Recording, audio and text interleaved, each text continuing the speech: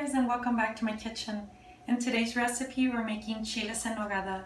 Chiles en nogada is a poblano pepper that is grilled and then we stuff it with nuts, meat, fruit, and olives. It's a dish that's a little sweet and salty at the same time, and I really like it because of that. And it's all topped off with a wonderful cream and nut sauce. So I hope you enjoy, and let's get to it. So I've got 5 poblano peppers roasting right now. So what you want to do is bring your heat to about medium temperature, and you want the skin to bubble up like this so it'll start having more black spots as you go.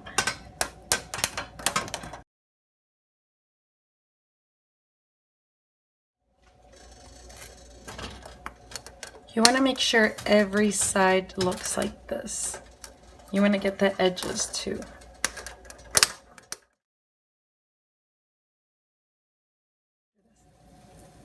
So I've let my peppers roast about 5 to 7 minutes on medium heat. Now you're gonna need a plastic bag and set all of your peppers in it. Just like this. It doesn't have to be a special bag. Just any bag really. The reason I'm putting them in a bag is because I want them to kind of steam, and then the skin will be a lot easier to pull off. So you start noticing there's some steam being created. So I just close this up and let it sit for a while. Now we're going to saute our onion and the garlic for about 2 minutes. You don't want it to brown though. Cook it for a little bit and then we'll throw our ground meat in it. And I used about 2 tablespoons of olive oil to cook this in. Now we're going to add our ground beef in. You can use pork or a mixture of pork and beef. That tastes really good as well.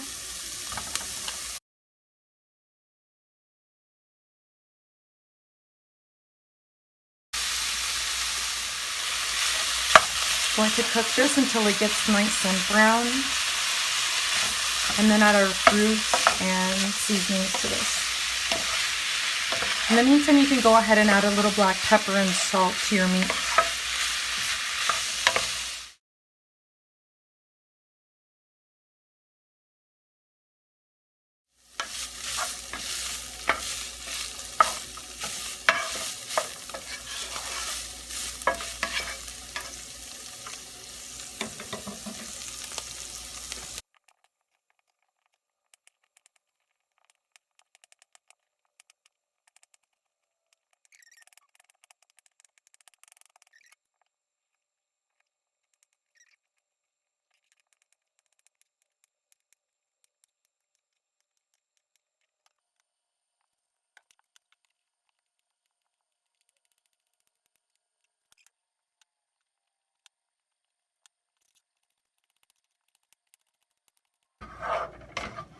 Now I'm going to put the meat to one side and start adding all the fruit in.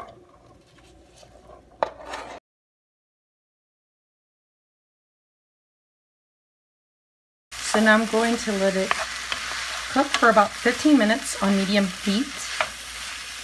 And before we do that, add in some raisins to this.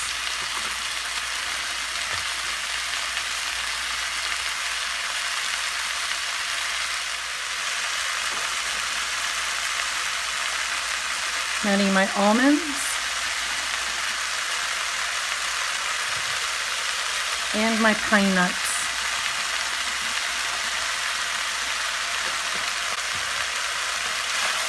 I'll give this a good mix. Okay, now that we've got this well mixed, we'll add in the rest.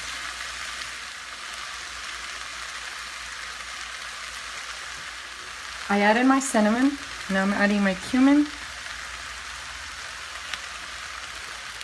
And you'll need 2 cloves. I only have whole cloves, so I'm actually going to grind it up, but this is how they look like. You could either buy them whole or grounded.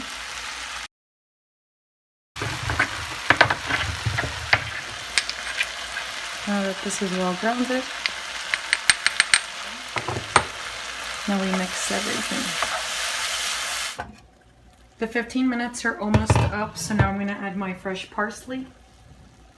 I add in last minute because I don't like for it to turn brown.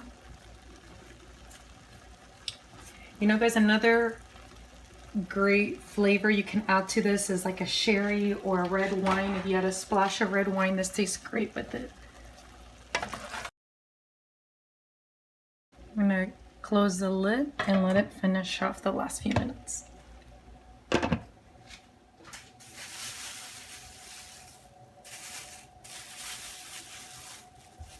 So our pepper went from this, where it has a lot of skin, to now this, and you'll notice the difference.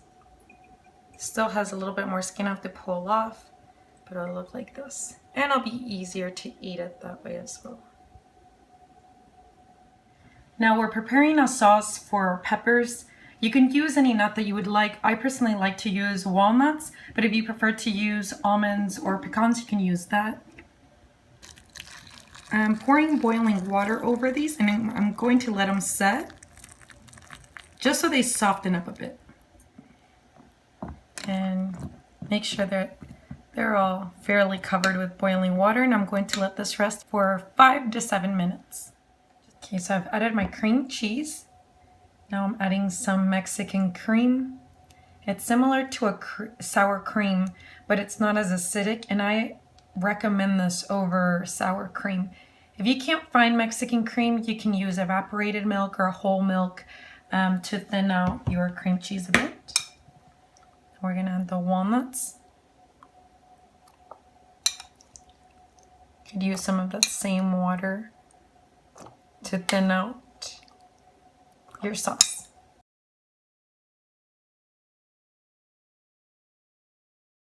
Gonna add a pinch of sugar.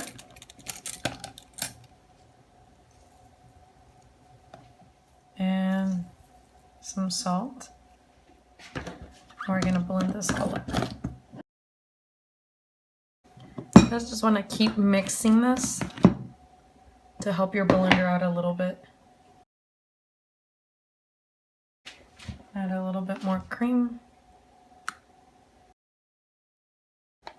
If you want your sauce to be a little bit more white, just add less walnuts or almonds or pecans if you decide to use that. So you'll probably need to do this several times just to make sure all of it gets mixed up. This is about the consistency you want. Now I'm going to open these up so I could start stuffing them. And I'm going to remove the seeds that are in the inside. Poblano peppers aren't spicy, but even then I like to remove the seeds. And what I do with a poblano pepper, if there is a softer side, that's usually the side that I'll cut to stuff. Because more than likely you'll end up tearing. You want to be very careful as you're cutting this.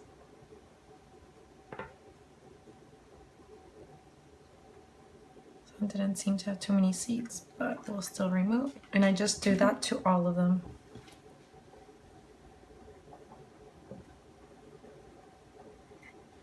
Do the same with this one.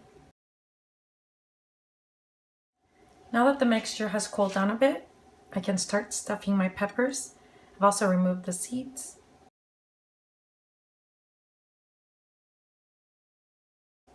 You can add toothpicks if you'd like to close this, but personally, I like to serve it in the plate like this and then pour the sauce. So I'm actually going to go ahead and do all of them, and then I'll show you at the end how I plate them.